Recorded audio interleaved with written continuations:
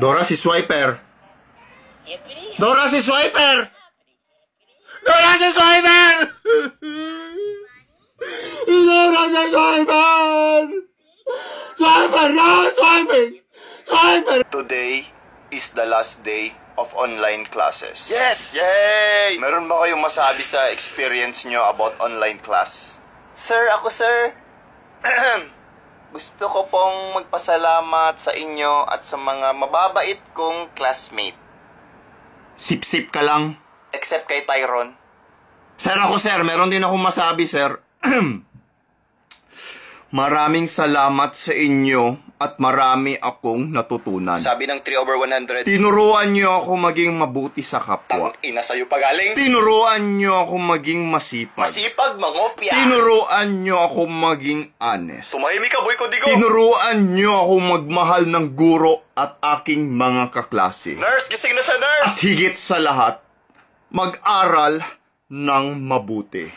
Woo, Tyron! Magaling, Tyron.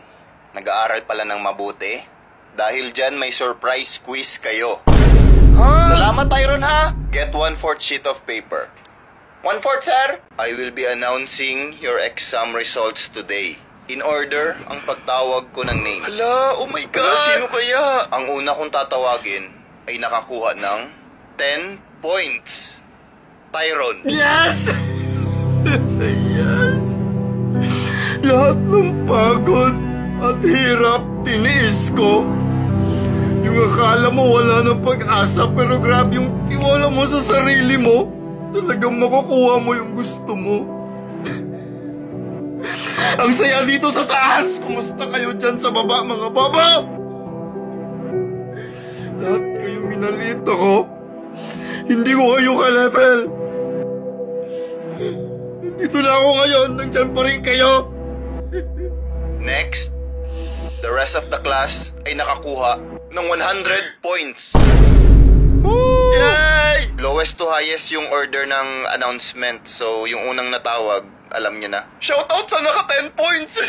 Ikaw lang yung naiba, main character, yarn. Di ba 11 points ang bonus? Ibig sabihin, pati bonus na mali niya po. Anong kailangan?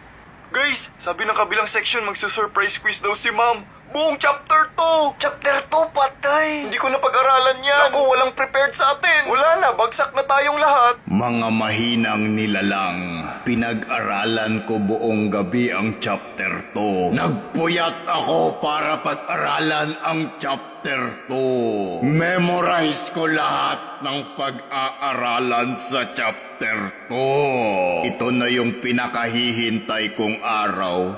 Nasabihan kayong lahat ng bobo!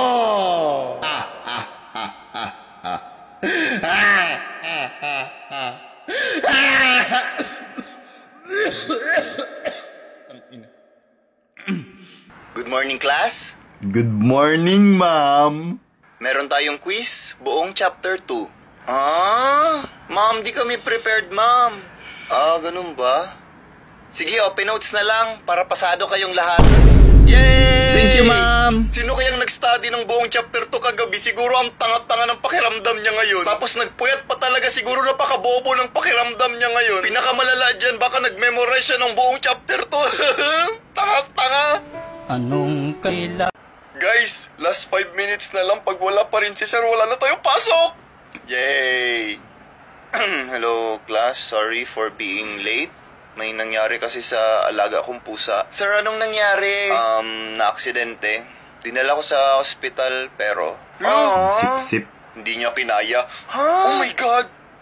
Ang dami kong memories kasama yung pusang yun. Kapag may problema at puyat ako, siya lang ang karamay ko. Bahala na wala akong makain.